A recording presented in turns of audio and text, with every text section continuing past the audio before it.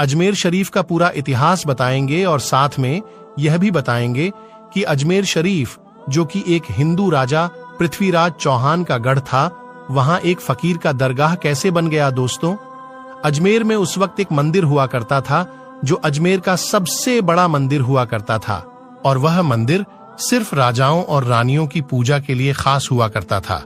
मंदिर के साथ ही एक तालाब था जिसका नाम अना सागर था। हिंदू उस तालाब के पानी को बहुत ही बरकत वाला, पवित्र समझते थे। उनका मानना था कि जो इस तालाब में नहा ले उसके सारे पाप धुल जाते हैं।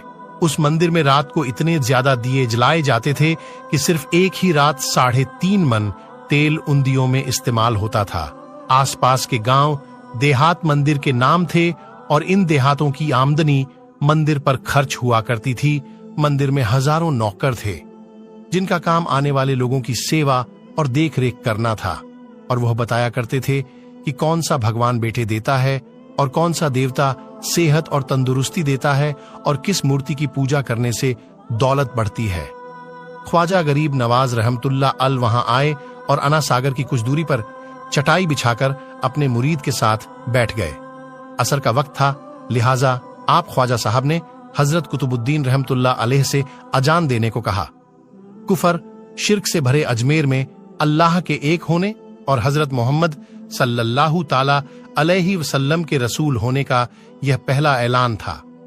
वहां रहने वाले लोग इस्लाम के बारे में कुछ भी नहीं जानते थे।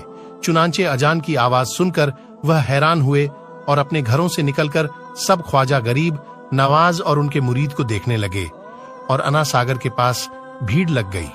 ख्वाजा गरीब नवाज और उनके मुरीद ने अना सागर के पानी से वजू किया और नमाज पढ़ना शुरू कर दिया। सब हिंदू हैरान रह गए। वह सोच रहे थे कि सब भगवान तो मंदिर के अंदर है, तो ये लोग खड़े होकर कौन से भगवान के आग झुक रहे हैं। शाम हुई तो राजा के ऊंट, जो दिन में चरने के लिए गए थे, अपने चरवाहों के साथ वापस आने लगे। इत्तेफाक की बात थी कि जहां हजरत ख्वाजा गरीब नवाज बैठे थे, वह जगह राजा के ऊंटों के बैठने की जगह थी। चरवाहों ने बाबा साहब से कहा कि ओ बाबा साहेब, यहां से उठिए, क्योंकि यह जगह राजा के ऊंटों के बैठने की जगह है। ख्वाजा मोइनुद्दीन साहब ने फरमाया, इतना मैदान खाली पड़ा है, ऊंट तो कहीं भी बैठ जाएंगे, क्यों बेवजह हमें तंग करते हो। वह लोग नहीं माने और मुसल्ला उठाकर इधर उधर करने लगे और ख्वाजा साहब से बदतमीजी करने लगे। और उन लोगों ने आखिरकार बहुत बदतमीजी से कहा कि यह राजा के ऊंटों के बैठने की जगह है और इधर राजा के ऊंट ही बैठेंगे, तुम लोग कहीं और अपना मुसल्ला बिछा लो। आखिरकार आप ख्वाजा साहब ने उठते हुए हजरत कुतुबुद्दीन से फरमाया, उठो कुतुबुद्दीन, ये कह रहे हैं कि ये ऊंटों के बैठने की जगह है, तो चलो मैं कहता हूं अब यहां सिर्फ ऊंट ही बैठेंगे। यह कहकर आप ख्वाजा साहब अपने साथियों समेत वहां से उठ गए और अगली सुबह जब ऊंटों को चराने के लिए ले जाने का वक्त आया और चरवाहों ने ऊंटों को उठाना चाहा, तो उन्हें पता चला कि ऊंट उठ ही नहीं पा रहे हैं। उन्होंने ऊंटों को मार मार कर जबरदस्ती उठाना चाहा, लेकिन वह बैठे ही रहे। चरवाहे परेशान हो गए कि जो ऊंट उनके एक इशारे पर उठ खड़े होते थे, आज क्यों नहीं उठ रहे हैं। आखिरकार उन्हें याद आया कि कल उस बाबा ने कहा था कि चलो अब यहां ऊंट ही बैठे रहेंगे। लोग जमा होने शुरू हो गए। कोई कह रहा था कि फकीर कोई बड़ा जादूगर है, किसी का मानना था कि वह कोई भगवान का नया अवतार है। बात राजा पृथ्वीराज चौहान तक जा पहुंची कि एक मुसाफिर फकीर ने राजा के ऊंटों पर जादू कर दिया है। राजा ने हजरत ख्वाजा मोइनुद्दीन चिश्ती को खबर भेजा कि तुम कैसे फकीर हो जो बेजुबानों को बांध रखा है, ये बेचारे भूख और प्यास से मर जाएंगे, इसलिए मेहरबानी करके अपना जादू वापस ले लो। ख्वाजा साहब ने फरमाया, हम मुसलमान हैं और मुसलमान बद्दुआ नहीं करते और ना जादू करते हैं। ऊंट जिसके हुक्म से बैठे थे उसी के हुक्म से खड़े हो जाएंगे। अब जो जाकर चरवाहों ने ऊंटों को उठाया तो पहली बार में खड़े हो गए। गैर मुस्लिमों की दिलचस्पी इन मुसाफिरों में बढ़ने लगी। अब 5 वक्त की अजान होती और नमाज अदा की जाती। आखिरकार राजा तक यह बात पहुंच गई और उसको शिकायत की गई कि राजा साहब, जो फकीर आए हुए हैं सब के सब मुसलमान हैं। 5 वक्त अजान देते हैं और हमारे पवित्र तालाब में हाथ मुंह धोकर गंदा करते हैं। हमारे धर्म के खिलाफ बातें भी करते हैं और कहते हैं कि यह मूर्तियां पूजने के लायक नहीं, ये तो सिर्फ एक पत्थर है, इसलिए इन्हें यहां से उठा लिया जाए। राजा पृथ्वीराज चौहान ने फकीरों को खबर भिजवाया कि तुम लोग गोश्त खाते हो, हमारे धर्म के खिलाफ बोलते हो और तो और हमारे पवित्र तालाब को अपने हाथ मुंह धोकर गंद करते हो, जो हम कतई बर्दाश्त नहीं कर सकते। इसलिए तुम्हारे लिए अच्छा होगा कि तुम यहां से चले जाओ। ख्वाजा साहब ने फरमाया, और भी तो दुनिया आती है, सिर्फ हमारे ही पानी लेने से आखिर क्या फर्क पड़ जाएगा। राजा कहने लगा, वह सब हमारे धर्म और हमारे मजहब के लोग हैं और तुम दूसरे धर्म के हो। आइंदा तुम लोगों ने तालाब को नापाक किया तो हम तुम लोगों पर सख्त कार्रवाई करेंगे।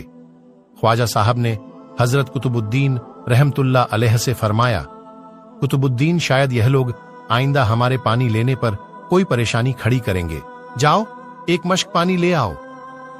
हजरत ख्वाजा कुतुबुद्दीन बख्तियार काकी ने फरमाया, चलिए हम अपना प्याला भर लेते हैं। उन लोगों ने उनको प्याला भरने से मना कर दिया, लेकिन फिर बाद में जाकर वह लोग इस शर्त पर मान गए कि तुम्हारे जिस्म पानी से ना छुए तो हम यह प्याला तुमको भरने देंगे। मेरे दोस्तों, हजरत ख्वाजा कुतुबुद्दीन रहमतुल्लाह अलैह तालाब की पर जा बैठे और अपने प्याले को पानी में डुबो दिया। जब वह प्याला भर गया तो हजरत ख्वाजा कुतुबुद्दीन रहमतुल्लाह अलैह ने वह प्याला ऊपर खींच लिया।